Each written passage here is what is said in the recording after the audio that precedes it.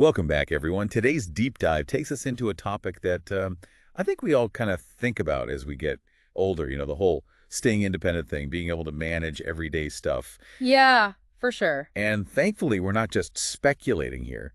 This deep dive digs into some serious research. Right, a 2024 article that dove deep into 20 years of Oh, studies. wow. So like getting the Cliff Notes version of like hundreds of research papers all in one go. Exactly. We're looking at the risks to something called activities of daily living. I know it sounds a bit jargony, but bear with me. Yeah. Activities of daily living. That does sound a bit clinical. Hmm. I'm sure our listeners are wondering what exactly that means. Well, think about the basic stuff you do every single day to take care of yourself, like taking a shower, getting dressed, using the bathroom, even just walking around your home. Okay, so the things most of us do without even thinking about it. Right, exactly. Those are what we call ADLs, activities of daily living. And believe it or not, nearly 40% of older adults globally have trouble with at least one of these activities. Whoa, 40%. Yeah. That's a lot of people. Yeah, it is. And that's why this research is so important. It helps us understand not just how many people are affected, but also the why. What makes someone more likely to struggle with these everyday tasks as they age? Okay, so let's get into that. What are some of the main culprits here?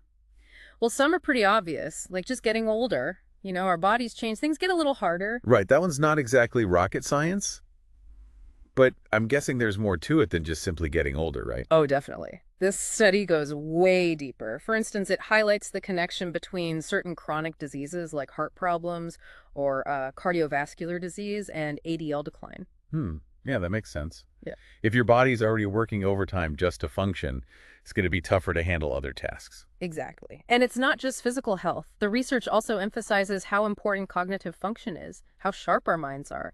Things like memory problems, difficulty concentrating, that kind of stuff can definitely make ADLs more difficult. Okay, so it's really a mind-body connection then. Totally.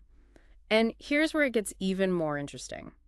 The study found that things like feeling lonely and depression can actually be both a cause and a consequence of ADL decline. Wait, so it's like a vicious cycle? Exactly. It's this complex interplay between our physical health, mental health, and even our social circumstances.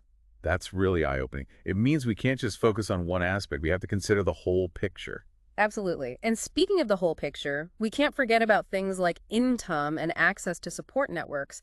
The research found that people with strong social ties tend to do better when it comes to maintaining their independence. That makes a lot of sense. Feeling isolated can take a toll on anyone regardless of age. Right, so it's not just about medical interventions, it's about fostering those social connections and creating a supportive environment. Now, you mentioned earlier that this study looked at research from the past 20 years, but it also hinted at some interesting trends for the future, like using machine learning in this field. Oh, yeah, that's a fascinating area.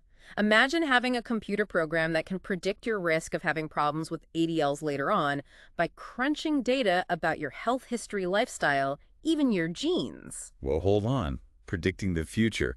That sounds straight out of a sci-fi movie. I know, right? But that's the potential power of machine learning in this field. It could revolutionize the way we approach aging and healthcare.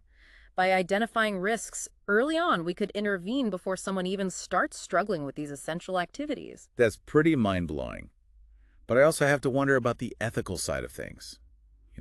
Is it creating unnecessary anxiety for people? Are we crossing a line by trying to predict someone's future? Those are definitely valid concerns. It's a powerful technology, so we need to think carefully about how we use it responsibly. That's like opening up a whole can of worms. Definitely lots to consider. It's definitely a lot to think about.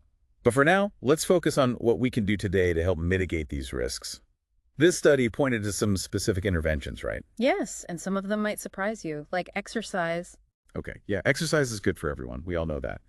But they also mentioned cognitive interventions. What exactly are those? Basically, think of it as brain training. Stuff like memory games, puzzles, learning a new language. Anything that challenges your brain and keeps it sharp. And get this, those mental workouts can actually help improve physical function as well. Wait, really? So like doing Sudoku could help me walk better? How does that even work? It's still being researched, but it seems like when you stimulate different parts of your brain, especially those involved in movement, it can have a positive effect on your physical abilities. Wow, so it's like cross-training for both your brain and body. Exactly. And another key intervention highlighted in the study is social interaction and support. Things like community programs, group activities, or even just regular visits with friends and family can make a big difference. So staying connected is crucial, not just for our mental health, but for our physical health as well. Exactly. It's all interconnected. Remember we talked about the vicious cycle of loneliness and ADL decline? Right, so breaking that cycle by fostering strong social connections can really help people maintain their independence. Absolutely. And this study also looked at the evolution of the research itself. Oh, how so? Well, it analyzed all the different fields that are contributing to this area of research. Hmm. Obviously, geriatrics and gerontology are leading the charge. Makes sense. They focus specifically on aging. Right. But what's interesting is that we're seeing more involvement from fields like public health, environmental health, and even occupational health. So it's becoming a much broader field of study. Exactly, because aging well isn't just about individual choices, it's also about creating supportive environments and systems. That's a really important point. It takes a village, as they say. Exactly. We need to understand how things like access to healthcare community resources and even the design of our homes and cities can impact older adults' ability to live independently. That's fascinating. It really expands the scope of this conversation beyond just personal responsibility. Absolutely. And one area where we need to do more is supporting the millions of informal caregivers out there, the family members, friends, and neighbors who are providing the majority of care for older adults. Oh, wow.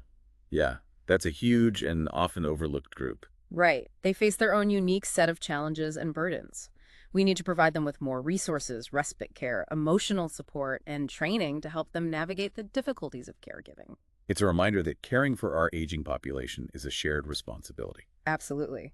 We need to create a culture of support and understanding that recognizes both the challenges and the rewards of aging. This deep dive has been so insightful. It's given us a much deeper understanding of this complex topic. It really highlights just how much research is being done to address the challenges of aging. Okay, but I have to admit, all this talk about aging and decline is making me feel a bit anxious. What's the main takeaway you want our listeners to remember? What's the most important thing to focus on? Honestly, I think the most important takeaway is that even though getting older comes with changes, it doesn't have to mean, losing your quality of life or your independence. Yeah, that's a good point to remember. We can take proactive steps to stay healthy and well as we age and maintain our independence if we understand the risks and what we can do to address them. And it's not all on us as individuals either. Creating supportive communities and systems plays a huge role. That's empowering. Hmm. It's not just about decline, it's about how we can actually shape our experience of aging. Exactly. Aging is natural. It's part of life. And it can be a time for growth and connection and continuing to find meaning and purpose. Well said. Before we wrap up, is there any last thought you'd like to leave our listeners with? Something that builds on what we've been talking about, but maybe takes their thinking a step further. We've talked a lot about the research itself, all those studies and data points, but it's important to remember the human side of things. What do you mean? Well, all that research, it's ultimately about real people, with their own unique stories and experiences.